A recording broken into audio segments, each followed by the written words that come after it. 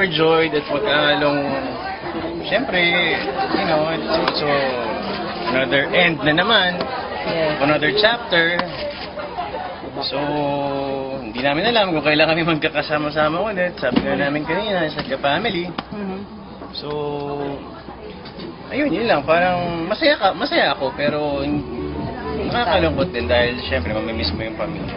Pero kaya sa inyo ba, napag-uusapan nyo na yung part 4? Kayo? Gano'n kayo May ka-open dalawa? doon sa idea na yon? Oo, feeling ko, hindi natin pag-usapan. Sige.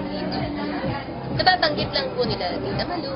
Okay, yung Charo. Actually, nagulat ako kanina nung pagpasok ko yung agad yung pinag-usapan namin. Sabi niya, there has to be a part 4 forever na to. Hindi niya forever yan. Ano reaction nyo doon?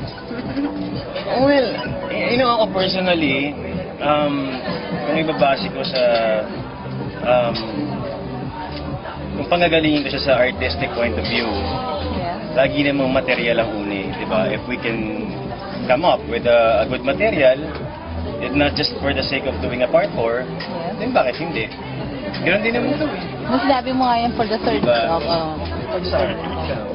Yes. Kung ko lang yung sinabi niya. Spokesperson niya ako. Oo. Basta maganda yung makita namin na maganda yung material. Kasi, syempre, gusto rin naman ng tao at open din naman ng management na gawin. Bakit yung tatanggihan? Kung marami kong mapapasaya. Inasahan nyo ba na 375 ang aabutin ng box office na inabili ko lang? Not really. It's way too big. It's way too high. Saka hindi pa tapos.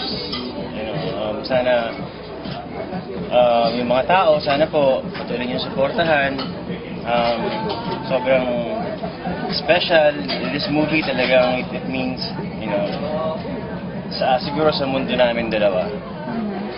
Kung meron kaming sariling mundo, you know, this means the whole world, the both of us.